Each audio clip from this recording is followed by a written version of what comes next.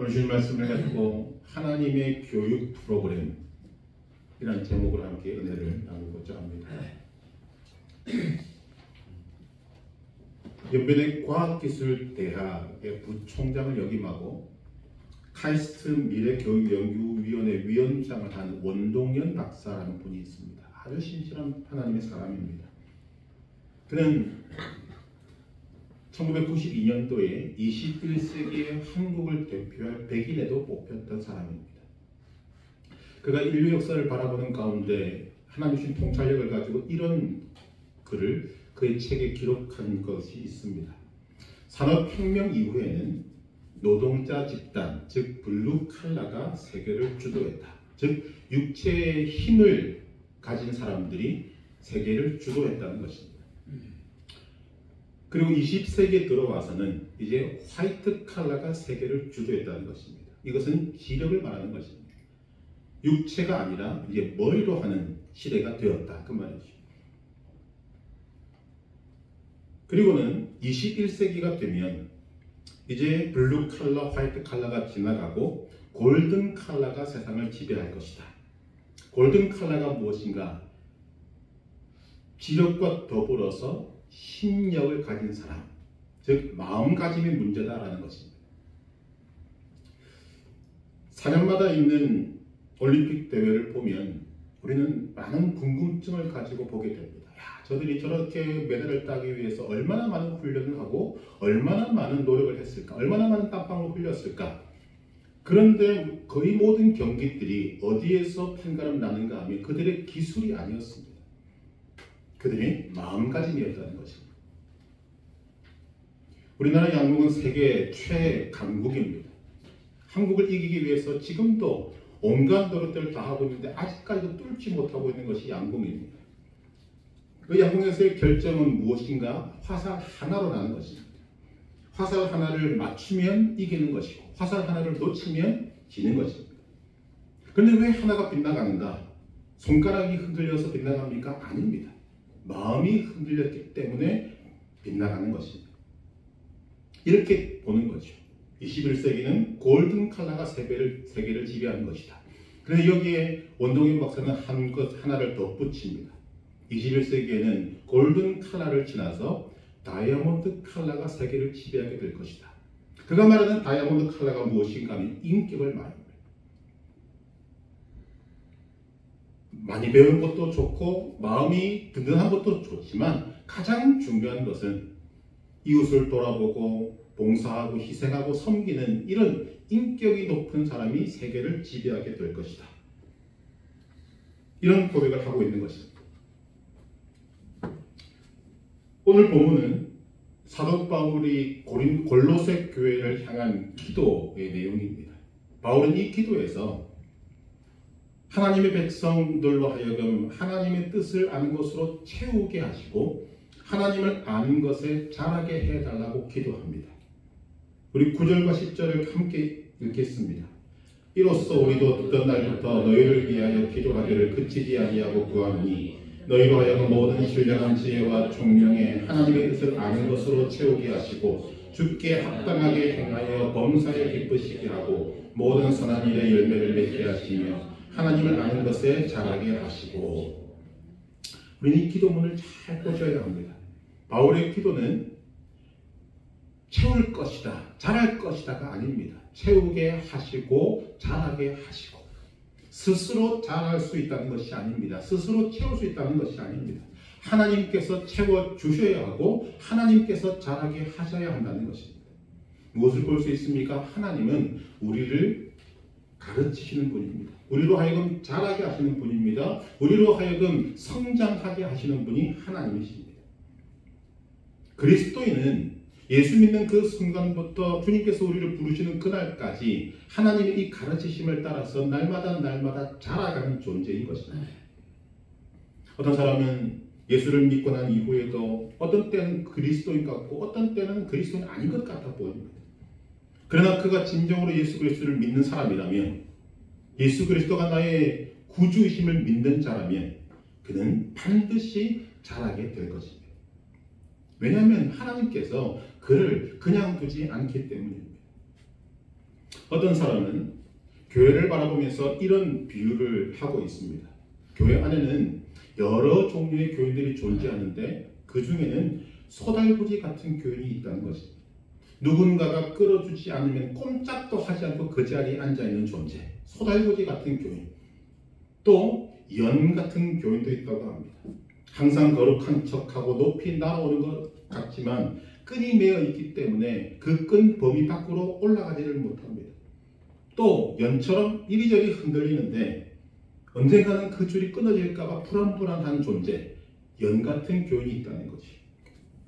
또 어떤 교인은 애완동물 같다고 이야기합니다. 이런 교인은 쓰다듬어주면 좋아하고 칭찬해주면 좋아하고 인정해주면 좋아하는데 조금만 성격을 건드리거나 하면 발톱을 세웁니다. 무릎 꿇습니다. 자기만 위해달라고 한다는 거예요. 또 교인 중에는 럭비공 같은 교인도 있다고 합니다. 어디로 튈지 알 수가 없습니다. 이리 뛰고 저리 뛰고 이리 부딪히고 저리 부딪히고 정잡을 수가 없다는 거지. 또 크리스마스 트리 장식 같은 교인이 있다고도 합니다. 깜빡깜빡 한다는 거지. 꺼졌다 켜졌다 꺼졌다 켜졌다. 날이 더우면 교회 안 나오고 날이 추우면 안 나옵니다. 또 날이 좋으면 좋다고 놀러 가거든요. 그런데 어떤 결론을 가지는가? 다 좋다는 것입니다. 소달구니 같아도 좋고 연 같아도 좋고 애완동물 같아도 다 좋은데 교회 안에 있고 그가 진정으로 예수 그리스도를 믿는다면 하나님은 그를 반드시 자라게 하신다는 것입니다. 하나님께서 그를 가르치셔서 자라게 하신다는 것입니다. 하나님께서는 우리에게 무엇을 가르치시는가? 이것이 굉장히 중요합니다. 하나님께서 우리를 가르치시는 것은 크게 세 가지가 있다고 성경은 말씀합니다. 첫째, 하나님은 하나님 자신을 가르치십니다. 하나님은 어떤 분인가를 가르치신다는 것입니다. 우리가 좀 전에 불렀던 찬송에 보면 예수님은 누구신가? 누구십니까? 찬송 가사에 그대로 나와 있습니다. 하나님이 어떤 분이신가? 이것은 우리 믿음에 있어서 가장 중요한 것입니다. 종교개혁자인 칼빈은 이런 말을 했습니다. 하나님을 아는 지식이 없이는 자기 자신에 대한 지식도 없다. 즉 하나님을 알면 나를 알게 되고 하나님을 모르면 나도 모른다는 것입니다. 하나님을 아는 만큼 내가 나를 알게 되는 것입니다. 그래서 하나님을 아는 것이 중요합니다. 성경은 뭐라고 이야기합니까? 하나님을 아는 것이 힘이다 그랬습니다. 그 힘이 되는 이유가 무엇인가? 하나님을 아는 것이 하나님을 알 뿐만 아니라 나도 알고 나와 관련된 모든 것들을 다 알게 되는 것이 하나님을 아는 것에 달려있다는 것입니다. 과거에 공산주의가 세상의 반을 지배했을 때 헝가리도 그 중에 하나였습니다. 그런데 그 헝가리에 있었던 교회 지도자들이 이런 말을 했습니다. 공산주의자들이 하나님을 부정하니 사람이 없어졌다. 하나님을 부정하니 사람은 없고 동물만 남더라. 그래서 망했다는 거죠. 하나님을 아는 것은 인간에게 가장 중요한 것입니다. 하나님을 알아야 합니다. 하나님을 아는 만큼 인간은 알게 됩니다. 하나님을 아는 만큼 인간이 소중해지는 거고 자기 자신이 소중해지는 것입니다. 그래서 하나님을 아는 것이 인간의 일생의 과제라는 것입니다. 내가 하나님을 얼마나 알고 있는가? 하나님은 어떤 분이신가? 이 질문을 가지고 인간은 한평생 살아가야 할 존재라는 것입니다. 왜냐하면 하나님 없이는 내가 없기 때문입니다. 여러분 하나님을 아십니까?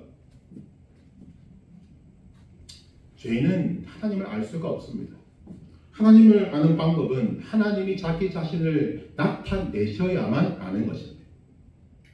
하나님이 자기 자신을 나타내지 않으면 인간은 죽었다 깨어나도 하나님을 알 수가 없습니다. 하나님은 우리를 하나님을 알도록 하기 위해서 먼저 무엇을 가르치시는가? 말씀을 통해서 가르치십니다. 하나님을 알 수 있는 가장 좋은 방법은 하나님의 이름을 아는 것입니다. 하나님께서 직접 밝히신 하나님의 이름 여호와, 야훼, 나는 스스로 있는 자다. 여호와 카데시, 전능하신 하나님, 엘로힘, 창조자 하나님, 여호와 이레, 예비하신 하나님, 성경의 수많은 이름들을 하나님께서 직접 밝혀주셨습니다. 나는 이런 하나님이다. 이런 하나님을 알 때 오늘 우리의 인생이 정리가 되는 것입니다. 하나님은 우리에게 하나님 자신을 가르치십니다. 두 번째 하나님이 가르치시는 것이 무엇인가 하면 하나님의 사랑을 가르치십니다. 하나님께서는 하나님 사랑을 우리에게 계속 가르쳐 주십니다. 우리는 이 하나님의 사랑을 얼마나 아는가 거기에 따라서 우리 인생이 달라지게 된다는 것입니다. 하나님 우리를 얼마나 사랑하십니까? 하나밖에 없는 독생자 예수 그리스도를 주시면서까지 사랑하십니다.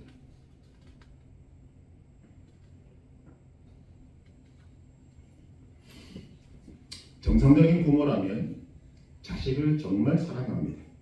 여기는 예외가 없다고 생각합니다. 그런데 문제는 부모는 자식을 사랑하지만 그 사랑을 받는 자식은 부모의 사랑을 모른다는 것입니다. 우리 부모된 분들 다 느끼셨지 않습니까? 자녀를 키울 때 이것 때문에 얼마나 부모가 괴로운지 모릅니다. 사랑을 베풀고 정말 아낌없이 주고 베푸는데도 불구하고 자식이 그런 부모의 사랑을 몰라줄 때가 너무나 많습니다.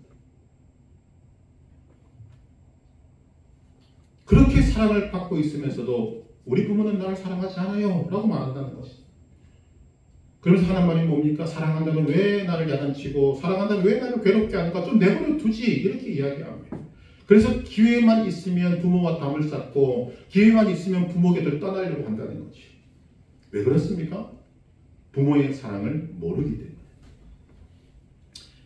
그러다가 여러분 언제 부모의 사랑을 자식이 깨닫습니까?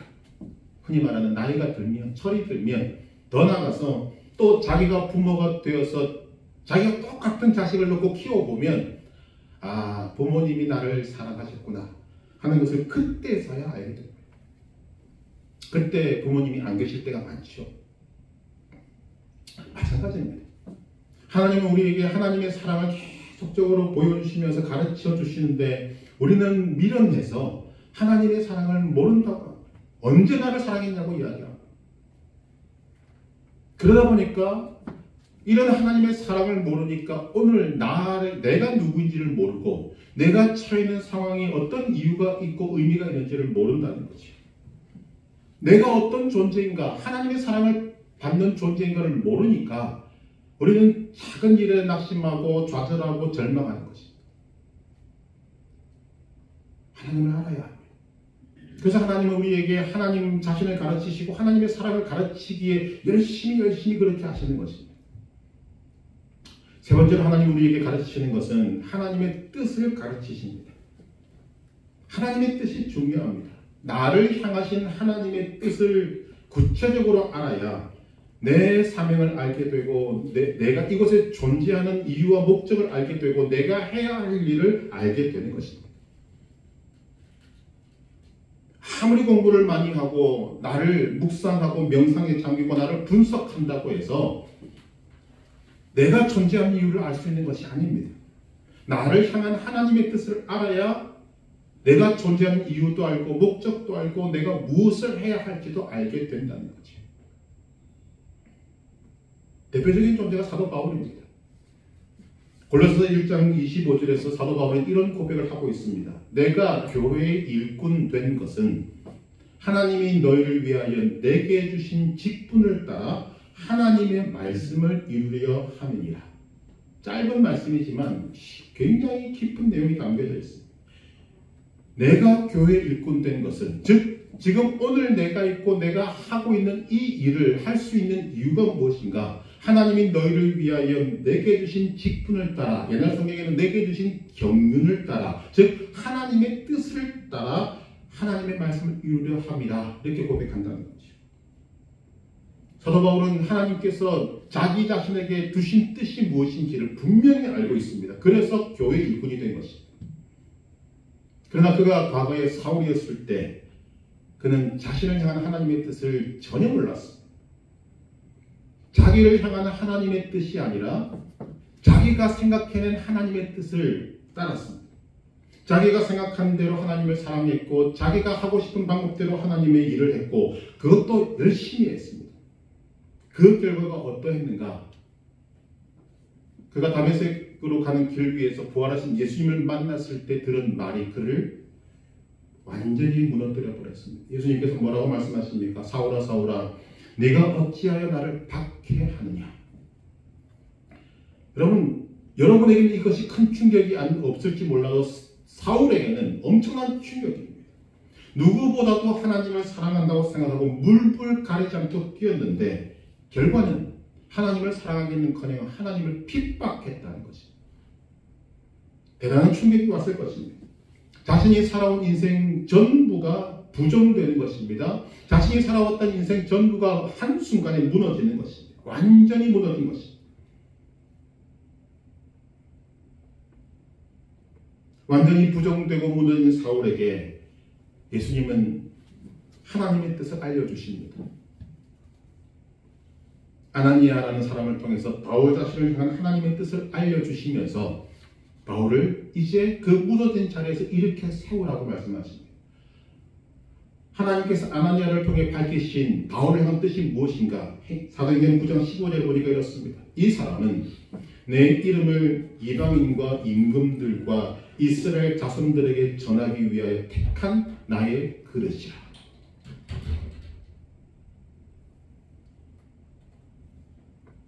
놀랍지 않습니까? 사울이었을 때 그는 자기가 만든 하나님, 자기가 생각하는 하나님의 뜻, 자기가 세운 하나님을 위한 길을 택했는데 그 결과는 하나님을 핍박하는 것이었습니다. 몰랐다는 것이죠.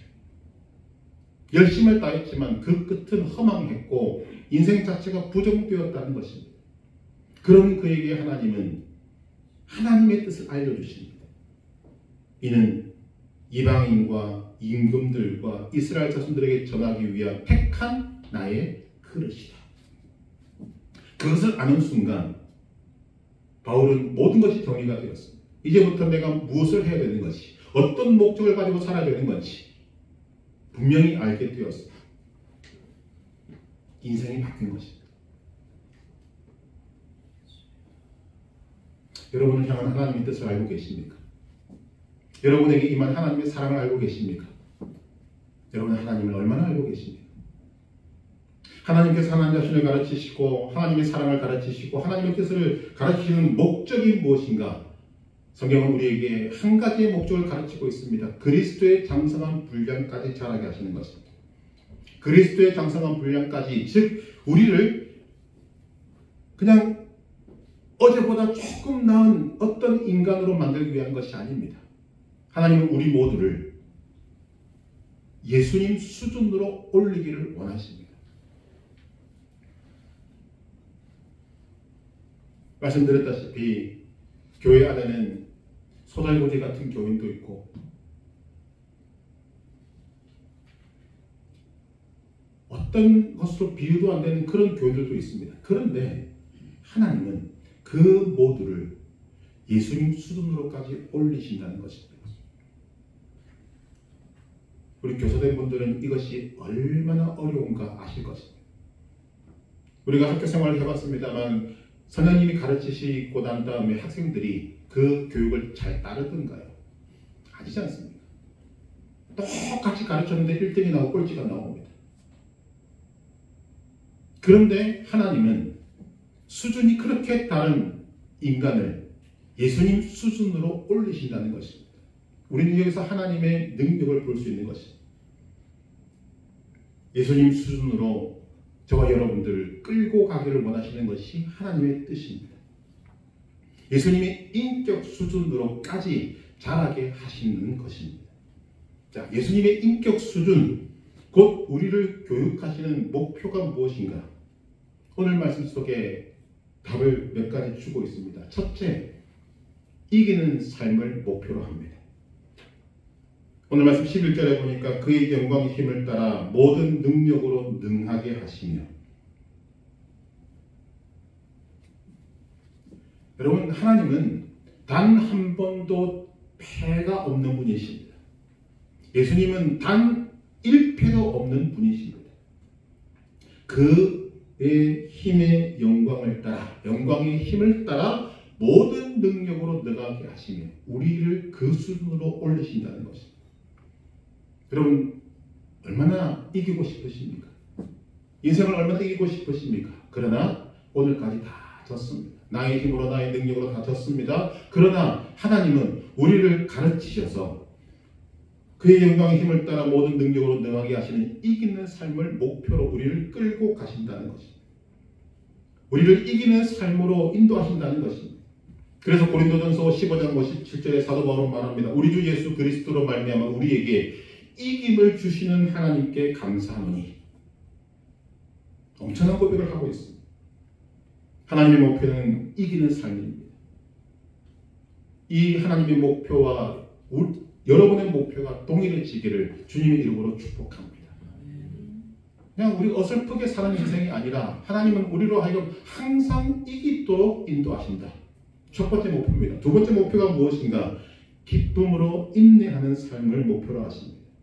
11절 하반절에 기쁨으로 모든 견딤과 오래 참음에 이르게 하시고, 기쁨으로 견딘다.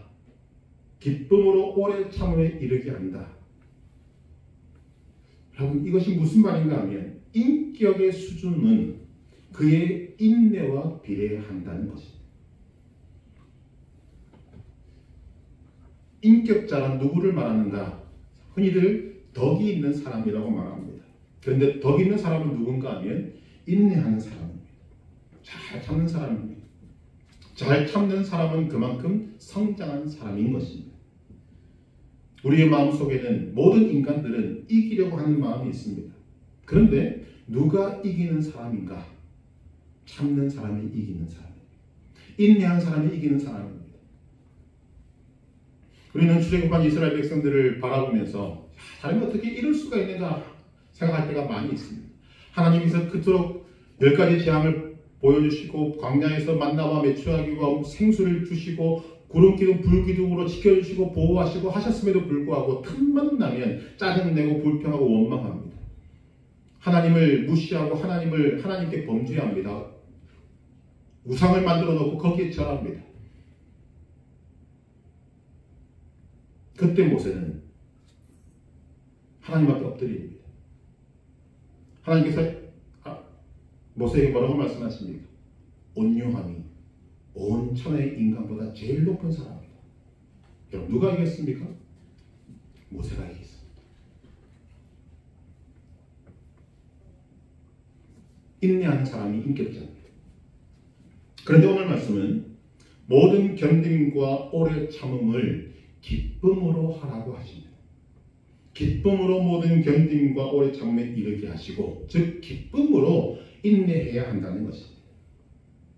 죽지 못해서 참고 내 팔자가 그런가 보다 하고 신세 타령하면서 참고 미워하면서 참는 것은 성경이 말하는 인내가 아닙니다. 기쁨으로 모든 것을 견디고 기쁨으로 오래 넉넉하게 참을 수 있는 수준, 그것이 성숙이고 인격자의 모습이라는 것입니다. 하나님 우리를 그 목적을 가지고 오늘도 이끄십니다. 어떻게 가능합니까? 하나님 우리 주신 방법은 간단합니다. 하나님을 많이 알면, 하나님의 사랑을 깊이 알면, 하나님의 뜻을 분명하고 명확하게 알면 이 일을 이룰 수가 있다는 것입니다. 로마서 8장 37절, 이 모든 일에 우리를 사랑하시는 이로 말미암아 우리가 넉넉히 이기느니라. 우리를 사랑하시는 이로 말미암아, 즉 우리를 사랑하시는 그 사랑을 알면 우리가 이 세상에서 넉넉히 이기게 된다는 거죠. 하나님의 사랑으로 충만하면 지금 내가 만나는 일이 엄청나게 크게 보이고 해도 하나님의 사랑에 비교하면 작은 것이다. 즉 걱정할 것이 하나도 없다는 거죠. 오늘 내가 만나는 문제가 아무리 커 보여도 나를 향하신 하나님의 사랑에는 비교할 수 없이 작은 것이고, 오늘 내가 만나는 그 문제가 나를 정말 힘들게 하는 것이라도 하나님의 사랑이 그 모든 것들을 덮기 때문인 것입니다. 그래서 하나님을 알고 하나님의 사랑을 알면 이길 수 있는 넉넉한 힘이 하나님으로부터 내게 공급되는 것입니다. 그래서 하나님을 알아. 하나님을 아는 것이 힘이다. 그렇기 때문에 기쁨으로 이겨나갈 수 있도록 하신 것입니다. 예수님께서 십자가를 어떻게 지셨습니까? 이를 갈면서 지셨습니까? 두고 보자 하면서 지셨습니까? 아니지 않습니까? 성경은 여기에 대해서 명확한 답을 주고 있습니다. 히브리서 12장 2절, 믿음의 주요 또 온전케 하시는 이인 예수를 바라보자. 그는 그 앞에 있는 기쁨을 위하여 십자가를 참으사. 예수님이 십자가를 어떻게 참으셨을까? 보통 십자가가 아닙니다. 모든 인간의 죄를 다 지운 가장 무거운 십자가입니다. 누구도 칠 수 없는 십자가입니다. 그런데 그 십자가를 어떻게 치셨는가? 앞에 있는 기쁨을 바라보십니다. 이 십자가를 짐으로 하나님의 백성들이 주께로 돌아오는 것을 바라보는 그 기쁨을 가지고, 그 기쁨이 너무나 크기 때문에 십자가의 고통이 너무나 커도 다 이겨낼 수 있었다. 지금 그 말씀을 하고 있는 것입니다. 이 수준에 이르기까지 하나님은 우리를 끌고 가시기를 원하십니다. 참 부끄러운 것입니다. 예수 믿은 지 오래됐는데도 불구하고 우리는 지금 기쁨으로 어떤 것이라도 감당할 마음조차 없습니다. 그러나 하나님의 가르치심은 오늘도 우리에게 있다는 것입니다. 세 번째로 하나님이 우리에게 가르친 목적이 무엇인가? 범사에 감사하는 삶입니다. 12절 우리로 하여금 빛 가운데서 성도의 기업의 부분을 얻기에 합당하게 하신 아버지께 감사하게 하시기를 원하노라. 자녀를 향한 부모의 소원은 아무것도 없습니다. 딱 하나입니다. 자녀가 행복한 것입니다. 자녀가 기쁜 삶을 사는 것입니다. 하나님도 마찬가지입니다. 예수 그리스도의 피값 주고 사신 하나님의 자녀들이 항상 기뻐하고 범사에 감사하는 삶을 살기를 원하시는 것입니다. 그래서 밝히고 있지 않습니까? 항상 기뻐하라, 쉬지 말고 기도하라, 범사에 감사하라. 이것이 그리스도 예수 안에서 너희를 향하신 하나님의 뜻이니라. 우리는 수많은 기도 제목을 가지고 하나님께 기도하지만 하나님을 기쁘시게 하는 기도가 있습니다. 그 기도는 하나님 내게 범사에 감사할 수 있는 능력을 주십시오 하는 기도입니다. 어떤 일을 만나도 언제든지 좋은 방향으로 생각하고 긍정적으로 생각하면서 범사에 감사하도록 하나님 우리를 성장시키기를 원하시는 곳이 있습니다. 그것이 하나님 아버지의 뜻입니다. 성장하지 못한 사람은 이런 때는 감사하고 저런 때는 불평합니다. 이런 때는 즐거워하고 저런 때는 슬퍼합니다. 이런 것이 계속 반복됩니다. 그러나 하나님의 뜻을 따라 가르침받고 성장한 사람은, 하나님을 알고 하나님의 사랑을 알고 하나님의 뜻을 아는 사람은 점차 범사에 감사하는 인생이 된다는 것입니다. 범사에 감사한다는 것은 감사하는 것으로 끝나는 것이 아닙니다. 감사하는 성품으로 변화된다는 것입니다. 그래서 범사에 감사하는 사람의 심령은 언제나 고요합니다. 언제나 평안합니다. 언제나 흔들리지 않습니다. 예전에는 추우면 춥다고 불평하고 더우면 덥다고 불평했습니다. 여러분 그런 소리 못 들으셨습니까? 날씨가 갑자기 더워지지 않습니까? 주변에서 조금만 귀를 여니까 왜 이렇게 덥냐고 막 짜증내는 소리들 막 들립니다. 과거에 우리도 그랬습니다. 그러나 하나님의 가르침을 받고 성장한 사람은 추우면 추운 대로 감사하고 더우면 더운 대로 감사합니다. 이렇게 더우면 곡식이 잘 익겠지, 열매가 달아지겠지, 그런 생각을 하면서 하나님의 내가 지금 덥고 춥고가 문제가 아니라 온 인류를 향한 하나님의 뜻을 생각하면서 감사하게 된다는 것입니다.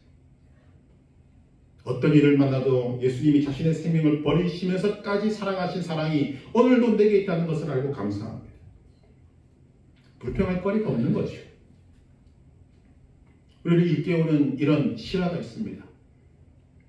2차 세계대전 때 나치 독일의 수용소에서 많은 고생을 한 코리 텐 붐이라는 여사가 있습니다. 그가 숨은 장소라는 제목의 책을 적어냈습니다. 수용소에서 있었던 일입니다. 우리가 생각해봐도 알겠습니다만 그 당시 수용소는 음식 형편없고 잠자리 정말 형편없고 고생이 많은 것입니다. 감시도 심했죠. 그런데 가장 감옥에 있는 사람들을 힘들게 했던 것은 놀랍게도 벼룩이었다. 수많은 벼룩이 시도 때도 없이 무는 것입니다. 그래서 많은 사람들이 벼룩 때문에 원망 불평을 합니다. 그런데 이 코리탄 붐의 동생인 베시 붐은 그 가운데서도 방긋방긋 웃으면서 하나님 감사합니다, 이런 고백을 하더라는 거죠. 코리탄 붐도 이해가 안 됩니다. 아니, 지금 물려서 솟아오르고 간지럽고 그냥 시도 때도 없이 무는데 동생 입에서 그런 소리가 나오니까 이해가 안 되는 거죠. 그런데 그 감방에 있었던 그 감방에 있었던 사람들은 짬을 내어서 성경 공부를 했단 말이에요.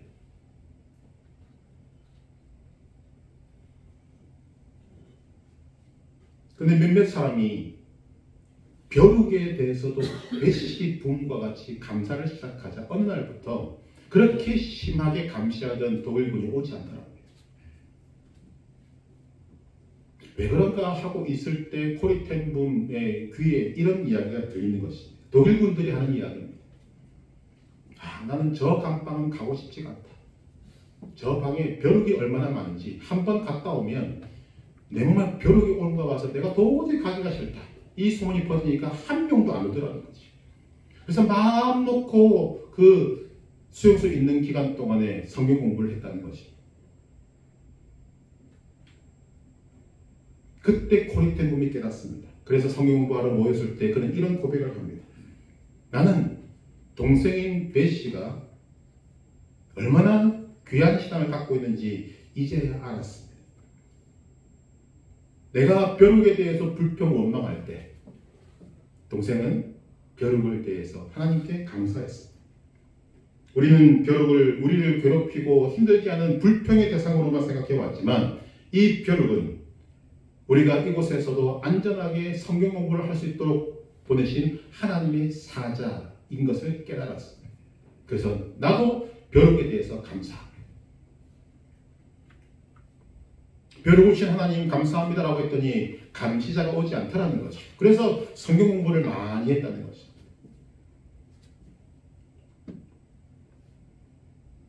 오늘 저와 여러분들이 처한 처지는, 환경은, 여건은 절대로 의미 없는 것이 아닙니다. 하나님께서는 여러분의 환경을 통하여서 지금 엄청난 것을 가르치려고 하고 계십니다. 여러분 주변에서 일어나는 일들은 결코 우연이 아닙니다. 여러분이 만나는 사람은 그 사람이 좋건 싫건 우연이 아닙니다. 또 나의 죄 때문에 일어나는 일들이 아닙니다. 모든 것이 하나님의 손 안에 있습니다. 지금 그 말씀을 하고 있는 것입니다. 그것이 우리가 잘 아는 이 말씀입니다. 고린도전서 10장 13절 사람이 감당할 시험 밖에는 너희가 당한 것이 없나니 오직 하나님은 미쁘사 너희가 감당하지 못할 시험 당함을 허락하지 아니하시고 시험 당할 즈음에 또한 피할 길을 내사 너희로 능히 감당하게 하시느니라. 내가 감당할 만한 시험만 허락하신다. 무슨 말입니까? 그 시험 안에 하나님의 마음이 있습니다. 하나님의 가르침이 있습니다. 우리를 성숙하게 만드는 하나님의 교육 프로그램이 있습니다. 하나님은 그 교육 프로그램을 가지고 우리의 환경과 우리의 여건과 우리의 조건들을 통해서 우리를 가르쳐서 예수 그리스도의 장성한 분량까지 자라게 하시는 분이심을 알게 하는 말씀입니다. 그렇기 때문에 오늘 우리 인생 가운데는 하나님의 가르침이 있습니다. 시험 속에는 하나님의 교육 프로그램이 있습니다. 하나님의 교과 과정이 있습니다. 하나님의 교육 방법이 있고 하나님의 교육 목표가 있습니다. 하나님은 이런 모든 과정들을 통해서 하나님이 원하시고 꿈꾸시는 여러분을 향한 하나님의 놀라운 뜻이 그곳에 담겨 있다는 것입니다. 하나님은 여러분을 하나님의 자녀답게 만들고 싶으신 것입니다. 하나님 나라의 왕자와 공주에 걸맞는 인생을 만들고 싶으신 것입니다. 여러분 하나님의 교육 프로그램에 들어와 있으면 내가 굳은 결심을 하고 끊어야 되겠다라고 했던 것, 내가 그러나 못 끊었던 것을 하나님은 끊게 하십니다. 나는 죽었다 깨어나도 이것은 못 버리겠다 했던 것을 하나님은 버리게 하십니다. 내가 가야 할 길을 가지 않을 때, 생명의 길을 가지 않을 때 하나님은 때려서라도 그 길을 가게 하십니다. 내가 깨닫지 못할 때 하나님은 나의 환경과 모든 것들 속에서 가르치셔서 우리로 하여금 깨닫게 하십니다. 우리가 주일마다 사도행전을 공부하고 있습니다만 사도행전을 보시면 성령이 임하고 기적이 나타나고 성령이 움직이니까 하루에 3,000명, 5,000명이 주께로 돌아옵니다. 아나니아와 삽비라 사건도 있었습니다만 잘 이겨내고 교회가 부흥합니다. 사람들이 교인들을 바라보고 교회를 바라보고 칭송합니다. 거기에 도취되어서 믿음의 사람들이 예루살렘에 옹기종기 모여 있었습니다. 그런데 얼마 지나지 않아서 헤롯에 의해서 요한의 형제 야고보가 죽고 베드로는 옥에 갇히고 이후에 불같은 시험 핍박이 예루살렘 교회에 임하게 됩니다. 시험이 닥쳐온 것입니다. 자, 질문이 생기지 않겠습니까? 성령이 충만하고 은혜가 넘치는데 왜 시험이 옵니까? 믿는 사람끼리 똘똘 뭉치고 사랑을 베푸니 백성들의 칭송도 받는데 왜 핍박이 옵니까? 우리가 하나님께 던지는 질문입니다. 하나님, 내가 하나님 앞에 헌신했지 않습니까? 믿음이 이렇게 주님 앞에 고백하고 있지 않습니까? 주의 이름으로 내가 이렇게 헌신을 했지 않습니까? 그런데 왜 내 삶에 시험이 오고 핍박이 오고 어려움이 옵니까? 그때 하나님 말씀하시던가요? 말씀 안 하십니다. 왜냐하면 우리를 향한 하나님의 뜻이 분명하기 때문입니다. 자, 다시 사도행전으로 돌아와서 예루살렘 교회 초대교회에 성령이 임하고 은혜가 충만했습니다.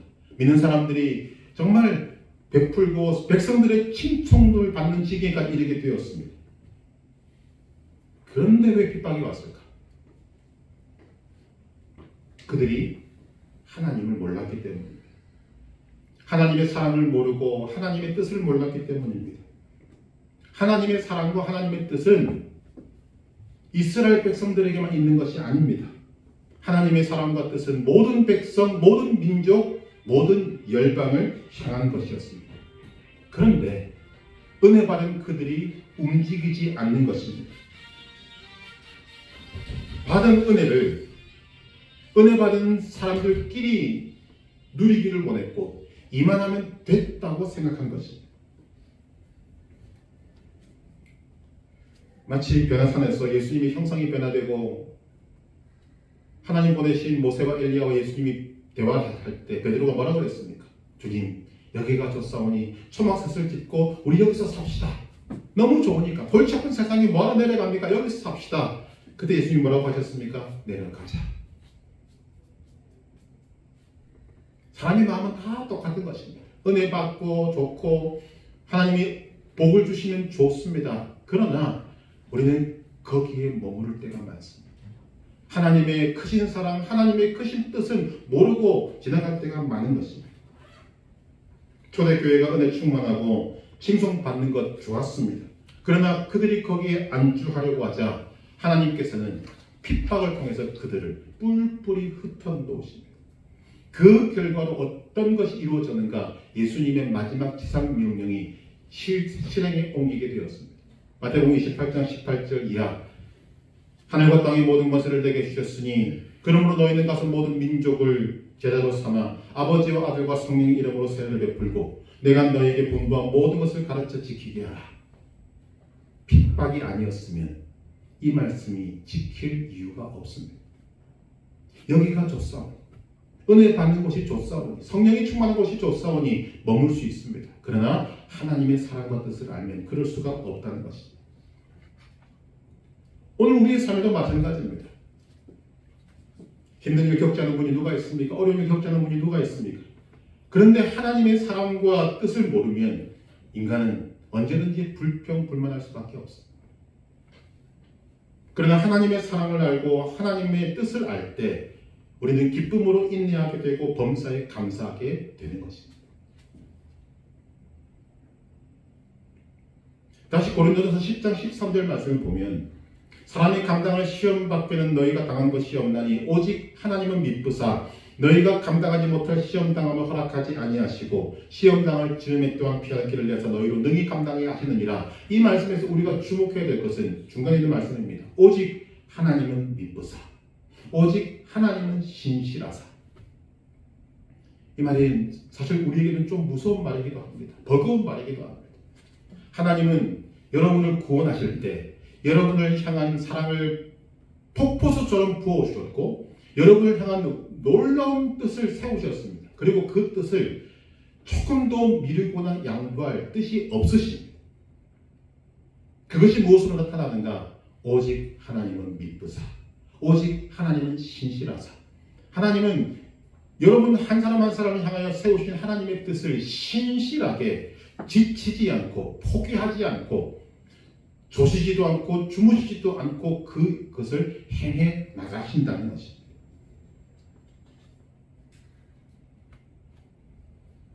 군에 있을 때 병사들을 보면 가장 싫어하는 것이 무엇인가 하면 아침에 일어나는 것입니다. 힘든 훈련을 하고 피곤한 몸으로 지쳐 잠들었다가 아침에 깨우면 좋아하는 사람 한 사람도 없습니다. 그러나 일어나야 합니다. 오늘 우리의 믿음도 마찬가지입니다.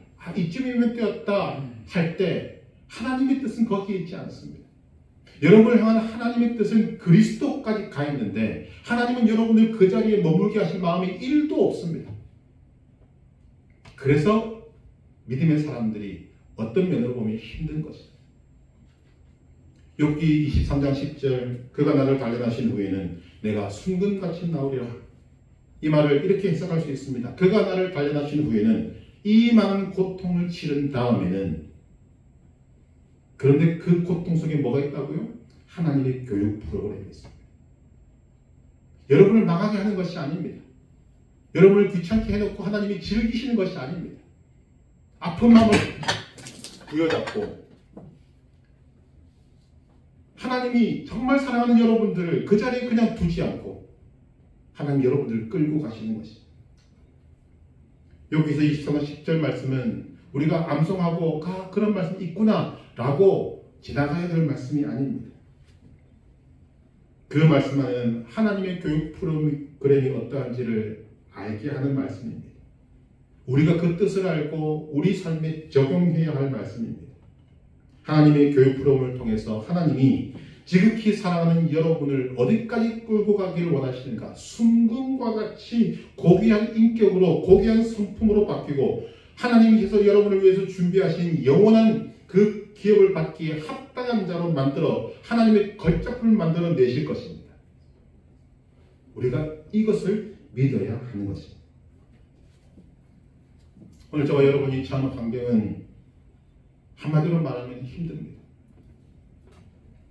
정치는 혼란스럽고 경제는 어렵고 여러분이 만나는 사람이나 사건이나 우리를 평안케 하고 우리를 위로해주고 하는 사람 없습니다. 그런 사건들 없습니다. 다 우리를 흔들어 놓고 불안하게 만들고 두렵게 만드는 일들로 가득합니다. 그러나 그 안에 우리를 향하신 하나님의 교육 프로그램이 있습니다. 하나님의 자녀인 우리를 하나님이 기뻐하시는 그리스도의 장성한 분량까지 자라게 하실 교육 프로그램이 그 속에 반드시 담겨져 있습니다. 그리고 하나님은 그 교육 프로그램을 통해서 여러분들을 신실하게 가르치십니다. 하나님을 알고 하나님의 사랑을 알고 하나님의 뜻을 알도록, 그래서 예수 그리스도의 능력으로 이기는 삶을 살게 하시고 기쁨으로 인내하게 하시고 범사에 감사하게 하시는 그 수준으로 우리를 올려가시는 것입니다. 여러분, 예수를 믿는다는 것은 단순히 예수 믿고 천국 가자 끝나는 것이 아닙니다. 예수를 믿는다는 것은 하나님의 이 교육 프로그램에 내가 들어가는 것입니다. 쉽지 않습니다. 힘들 것입니다. 그러나 결론은 우리에게, 나에게 가장 좋은 것입니다. 하나님의 교육 프로그램을 잘 따라갈 수 있는 방법이 있습니까? 있습니다. 그것은 하나님의 말씀을 잘 듣는 것입니다. 들을 귀가 있는 것입니다. 여러분, 지금 내게 주어져 있는 환경이 나를 혼란스럽게 한다고 하나님의 음성을 듣는 것을 놓쳐버리면 우리는 헤매는 것입니다. 하나님은 이 속에서도 여러분들에게 말씀하십니다. 들을 귀를 열고 잘 들으셔야 됩니다. 성경 말씀이, 모든 말씀이 우리가 잘 들어야 할 말씀입니다. 성경에는 대놓고 들으라 하고 선포하고 하는 말씀이 있습니다. 신명기 6장 4절 이스라엘아 들으라 쉐마 이스라엘. 우리 하나님 여호와는 유일한 여호와시니. 호탕한 시대에 하나님의 말씀을 잘 들어야 하나님의 교육 프로그램을 잘 따라갈 수가 있습니다. 하나님의 말씀의 길이 있고 하나님의 말씀의 방법이 있습니다. 또한 우리나라 말처럼 들으라는 말 속에는 단순히 귀로 듣는 것뿐만 아니라 순종하라는 뜻도 있습니다. 말씀에 순종하라는 것입니다. 하나님의 교육 프로그램에서 하나님의 말씀을 잘 듣고 교육 프로그램에 잘 순종해야 하나님이 원하시는 수준에 올라갈 수 있는 것입니다.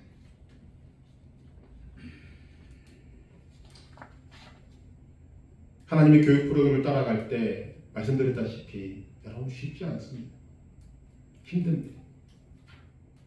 그러나 반드시 기억해야 될 것이 있습니다.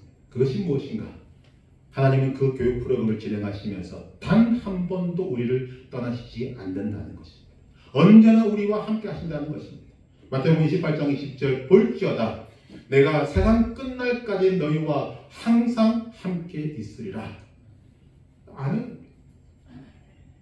예수님이 이 땅에 오실 때 하나님은 아름다운 이름을 예수님에게 지어주셨습니다. 임마누엘, 우리와 함께 하시는 하나님. 그 예수님이 직접 말씀하십니다. 볼지어다 내가 세상 끝날까지 너희와 항상 함께 있으리라.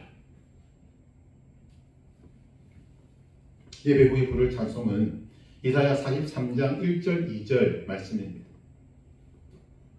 뒷사람이 아플 때 하나님이 직접 주셨던 말씀이 이 말씀입니다. 문제는 그 속에 있는 말씀입니다. 단순히 하나님이 함께 하신다 말씀이 아닙니다. 네가 물 가운데로 지나갈 때 내가 너와 함께 할 것이고 네가 불 가운데로 통과할 때 내가 함께 할 것이다. 즉 무슨 말입니까? 물도 불도 내가 통과해야 한다는 것입니다. 여러분은 어떻게 보실지 모르겠습니다만 지금 집사람의 아내에게 주어져 있는 이 상황은 그냥 아픈 애 아닙니다. 분명히 그 일에 대한 하나님의 말씀이 주어졌고 우리는 그 말씀을 붙들고 가는 것입니다. 우리가 무엇을 붙들 수 있습니까? 딱 하나밖에 없습니다. 물 가운데로 지나갈 때 내가 너와 함께 할 것이고 네가 불 가운데로 통과할 때 내가 너와 함께 할 것이다. 우리는 그 말씀을 붙드는 것입니다. 하나님의 교육 프로그램 가운데 하나님은 항상 함께 하십니다. 여러분 반드시 믿으시기를 바랍니다. 그러므로 어떤 일을 만나도 그 안에 하나님의 교육 프로그램이 있다는 것을 믿으시고 걱정, 근심, 염려, 두려움 떨쳐버리시기를 바랍니다. 믿음으로 성장을 이루시는 하나님을 따라 믿음의 발걸음을 한 걸음 내디디시기를 바랍니다. 성장의 한 걸음 내디디시기를 바랍니다. 여러분에게 주어지는 모든 말씀이 깨닫게 하시는 그 말씀이 바로 그것을 위해서 주어지는 말씀입니다. 그래서 들어야 하는 것입니다. 그래서 순종해야 하는 것입니다. 듣고 순종하면 반드시 이길 것이고 반드시 성장할 것입니다. 오늘 우리에게는 하나님의 은혜가 이미 임해 있습니다. 하나님의 자녀가 되는 은혜를 받았습니다. 그리고 이 은혜는 그리스도의 장성한 분량까지 자라게 하시는 하나님의 교육 프로그램과 연결되어 있습니다. 하나님이 기뻐하시는 수준으로 우리를 자라게 하시는 그 속에 하나님의 은혜는 우리에게 끊임없이 부어지게 될 것입니다. 우리와 함께 하시는 예수님을 통해서. 그것이 우리에게 주어진 가장 큰 복입니다. 그렇기 때문에 오늘 하나님의 우리에게 허락하신 이 하나님의 교육 프로그램에 여러분들이 잘 탑승하셨습니다. 하나님의 사랑을 알고 하나님의 뜻을 알고 이 크신 은혜를 알아 하나님의 교육 프로그램을 잘 이수하시고 다 1등으로 졸업하시길 주님의 이름으로 축복합니다.